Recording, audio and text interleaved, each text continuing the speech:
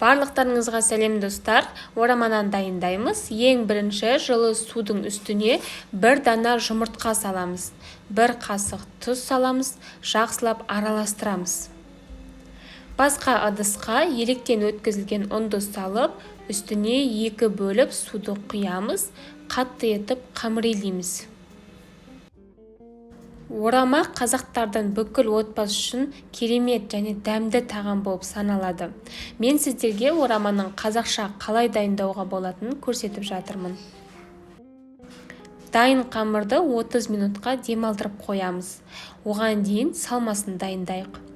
Майдалап туралынған еттің үстіне құйрық май немесе қойдың майлы жерлерін кесіп алсаңыздар болады. Менде қойдың еті және қабырға жақтарындағы майлы жерлерін алдым. Және асқабақ қолдандым, пиязды блендерден үгітіп алып, сол кезде шырынды болып шығады. Дәм қосар қосамыз. Мұнда менде үй жағдайында жасалынған дәм қосарым, қалай жасалу жолын описанияға жазып қоятын боламын. Бұл дәмқозардың ішінде тұз, қара бұрыш та бар, сондықтан басқа ешқандай бөлек тұз қолданған жоқпын. Барлығын араластырып қойып қоямын. Дайын қамырды жұқа дөңгелек етіп жаямыз.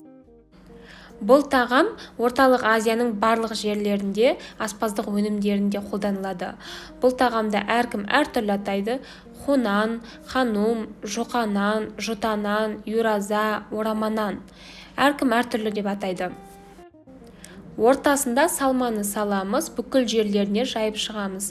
Сосын астынан бастап үстіне қарай рулет етіп орап шығамыз. Салмасында асқабақтың орнына орам жапырақ қолдансаңыздар да болады. Және де жаздың күндері салмасында жусай қолдансаңыздар да болады. Барлығын астынан үстіне қарай рулет тәріздес етіп орап шығамыз.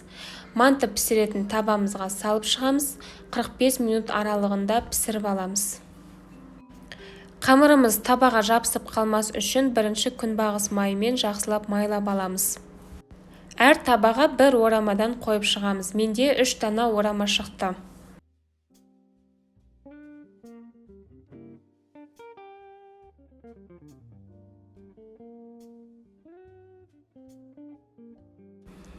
Дайындап көріңіздер, астарыңыз дәмді болсын. Менің рецепттерімді қолданып жатқандарыңызға алғысымды білдіремін. Келесіде кездескенше